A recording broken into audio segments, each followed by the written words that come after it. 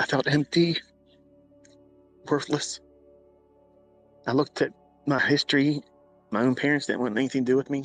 And the only person that looked at me like a son was my grandfather. He was gone. One of the questions that pop up a lot is, how did I figure all this stuff out? Where did ICT come from? What is the origin story? In the 90s, when I was younger and I first got into trading, it was a rushed effort because I wanted to become significant. My grandfather had passed away recently, and I was lost. Like, my father figure was gone. I watched this big, barrel-chested, strong Navy man be consumed by cancer, and I thought he could whip anything. And this invisible thing that I couldn't defeat, and he couldn't defeat, and the doctors couldn't defeat, ate him alive. And while he wasn't my father, to me he was. My wife left me real shortly after that, and I was pursuing computer science. I wanted to be a systems analyst.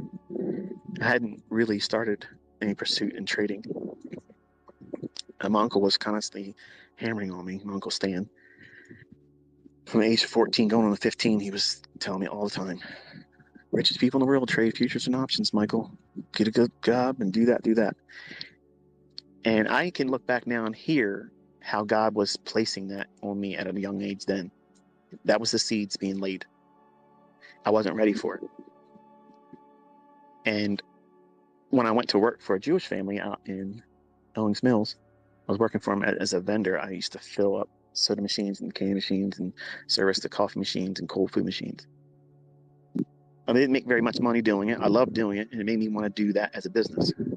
So I wanted to become an entrepreneur when I was a young man as a martial arts instructor. That's where I thought I was going to go. And then when I started lifting weights as a young teenager, I got as big as I could without steroids. And this before I started contemplating taking steroids, I wanted to join the WWF. I had a relationship start with my then first wife.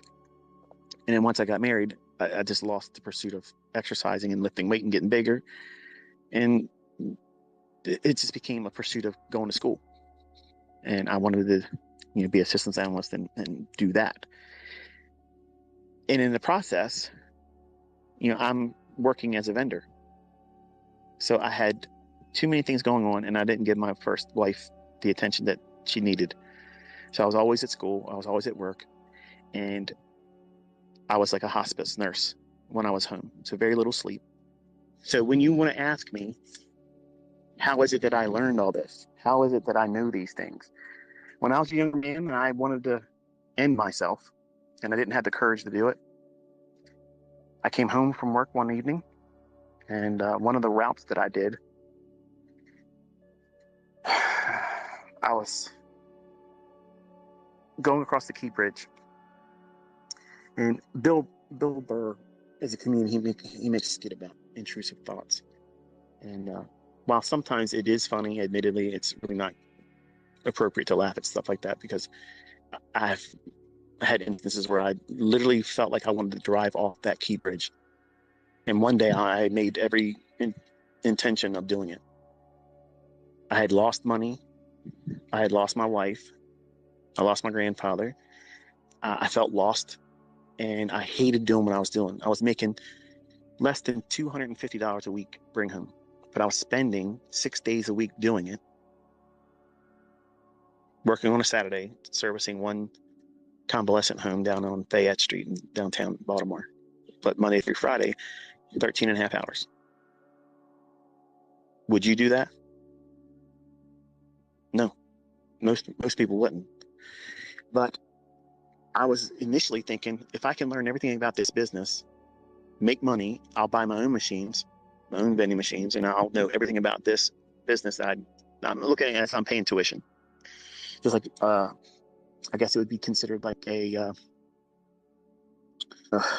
intern, where you're not really getting paid, you're just there to get the experience, which is very expensive, by the way.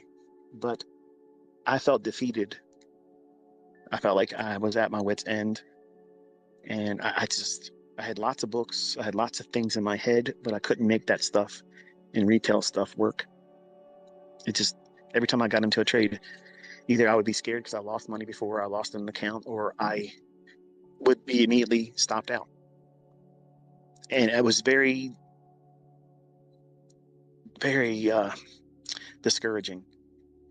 And while I didn't have a gun, I probably would have hurt myself if I had one then. I felt like I was being invited many times driving over that Key Bridge. Like I just want to whip the wheel over there and just go off the edge of it.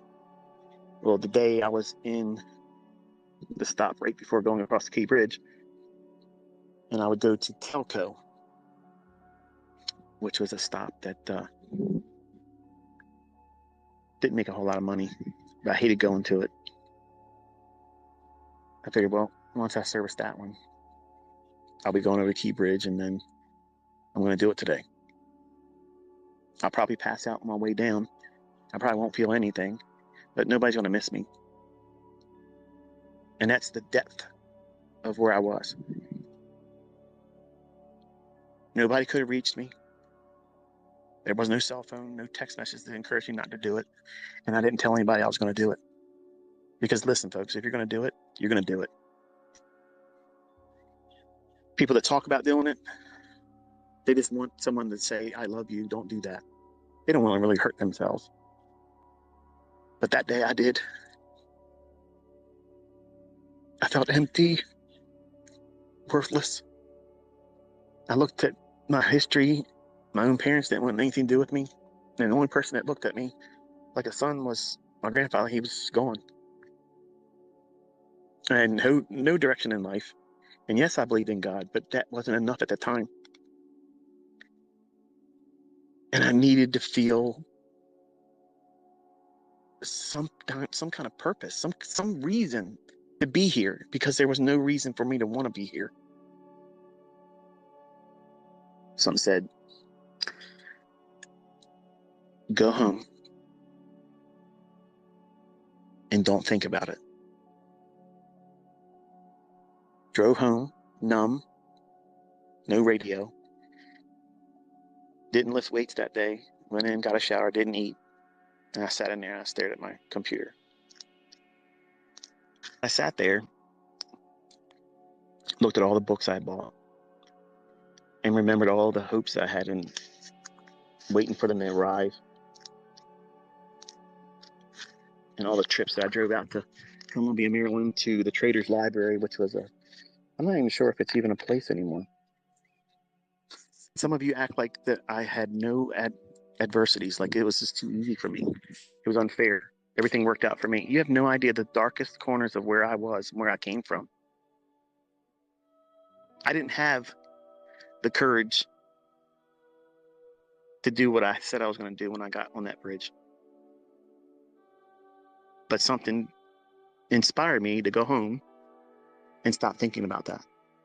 And when I got home that evening, I pulled out the price charts, which was a weekly service that was I pulled out the charts, I was looking at them, and it just looked like Greek to me. Like I was disconnecting. Like I wasn't interested in it anymore. For the first time, I looked at these things and said, I don't know what I'm doing. Like I can't see what it is that I'm supposed to see. And I just basically at my wit's end, I said, God, I never really invited you into this. But I feel broken. I feel like I have no worth. And I don't want to be here. I was never more interested in anything else in my life prior to that day than I was in the markets. And in that day, I was ready to disconnect everything. And I just laid it on the line. I said, I know you exist. I know you've been with me, and I know I'm here because of you. But why? Like, what do I have to show for it? Like, I work so hard at this and I can't get it to work. So I said, I'm going to ask you something. And you know my heart right now, and I mean it. If you open my eyes and my understanding, I swear I'll spend the rest of my life helping other people do it. I closed the charts and I laid there. I cried until I went to sleep. It wasn't until that weekend I grabbed the charts again. I started looking through them. I was just literally looking at them, having no understanding of what it was I was going to look for. Nothing. And I thought about what I had asked. And I hear, look. I'm looking around the room. Now I'm crazy. Because now I'm imagining things because that's what I want it to happen. I'm looking at the market, looking at the chart. I don't know what I'm looking at.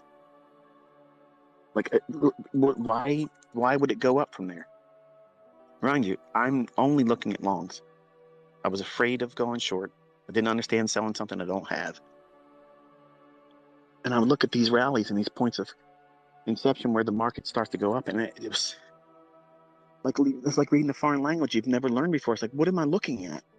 Like, what do I know by looking at that? Look at that.